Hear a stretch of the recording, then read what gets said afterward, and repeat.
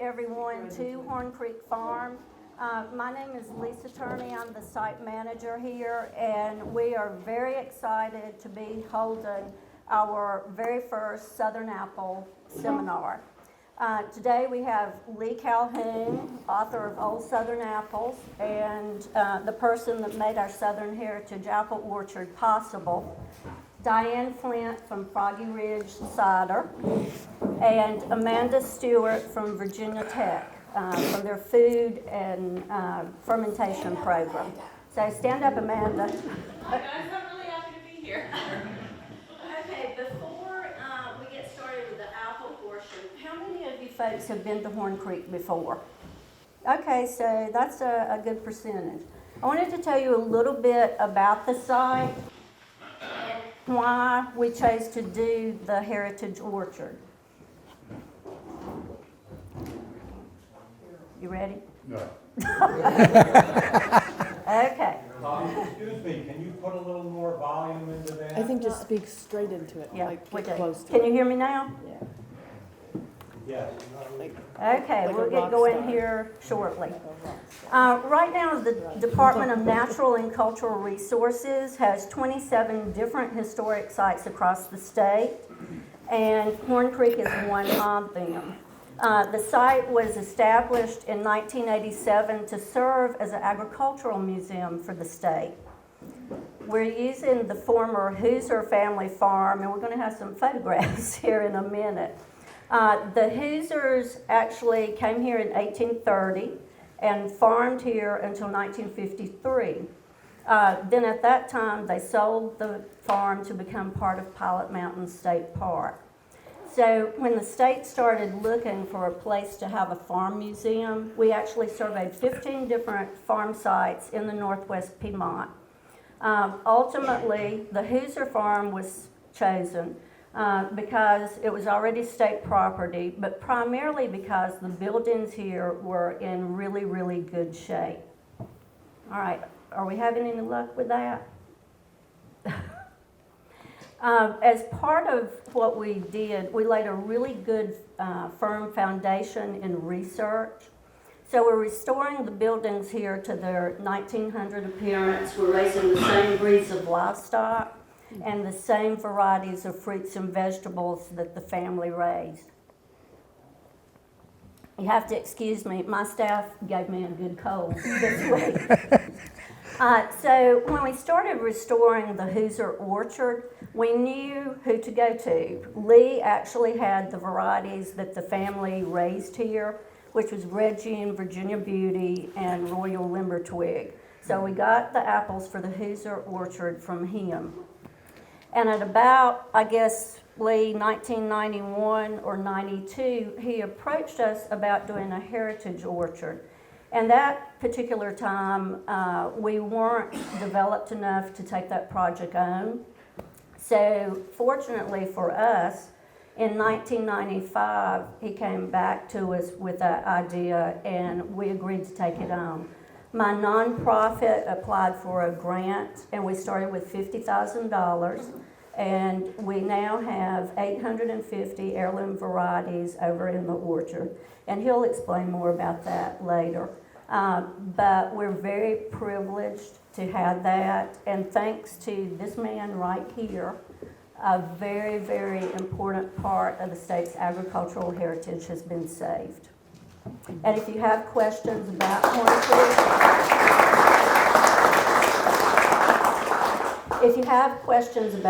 Creek, just, see me later today, and we'll be happy to take you on a tour down there as well. Okay, I'm going to turn it over to Diane. We do have some photos coming up, and be sure to share those with you, but there's so much to see right here, and one of the big resources here at Horne Creek today is all of you in the room. It's just, I feel so honored to be here with such a diverse group and talented group of orchard enthusiasts. There's some home gardeners in the room. There are quite a few historians in the room who have a real connection to the Southern agrarian history that's so important and that the apples illuminate in so many ways. We have a number of commercial growers. We have some people with literally generations. Ricky, is it 5 generations? Six generation orchard growers here in the room. We have nurserymen and women who make tens of thousands of trees a year. And we have cider makers in the room. So I encourage you at break and at lunch to get to know each other and to share knowledge. We have great resources in the room.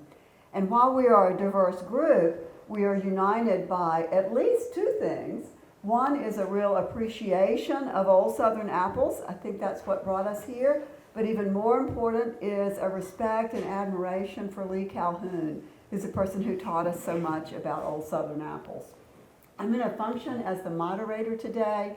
I founded Foggy Ridge Cider back in 1997, and it was the first cidery in the South, in the modern South.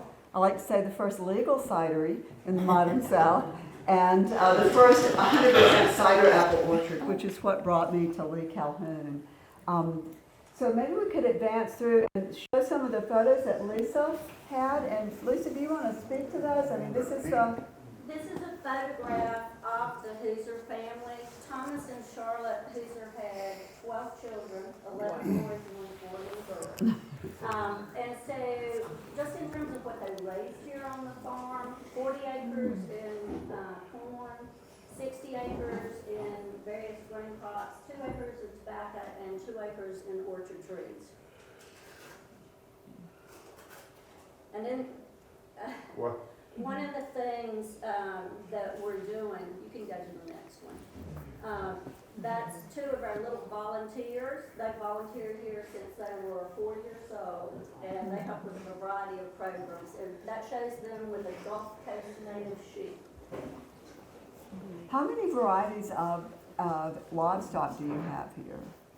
Well, I mean, we've got right now Gulf Coast native sheep, just a mixed breed of goat, Dominic and Rhode Island red chickens, Pearl Guineas, blue chip hound dogs, and multiple cats. And we're getting a mule. Our mule has passed away, so we've got to replace her. Okay, next. Okay. So, thanks. I love the picture of the houses, and I hope you do have time to walk down to the and see the home, or at least come back on one of the open days. Let me direct you to a couple of resource materials here. We of course have Lee's book for sale here, and you can purchase that at lunch or this afternoon. We also have some information that was compiled. Lisa, do you mind holding up one of Jason's compilations? Jason Bowen, the orchard manager here at Horne Creek, could not be with us. He with his family at Disney World, and he has done over 7 years of data gathering on the orchard here, and he's compiled those notes for you in a very organized way. So those of you who are, avid home growers or commercial orchardists or cider makers, you may want to purchase this just simple summary of his research data from all. It's got a very good explanation in it as far as how you read the information. And to be in this book, a variety had to have 3 years of data. Okay, just a couple more housekeeping. The restrooms are directly behind me, so you just exit this door and walk around. You have an agenda in your package if you want to just, I see some of you have opened up. We'll break for lunch around 12:15 or so. Let's see, we've allowed Q&A kind of at the end of Lee's comments, Q&A during the panel, and then in the orchard tour this afternoon, lots of time for Q&A. Let's see. I think that's about it on details. Lisa, can you think of anything else on the detail side, logistical side that I've left out?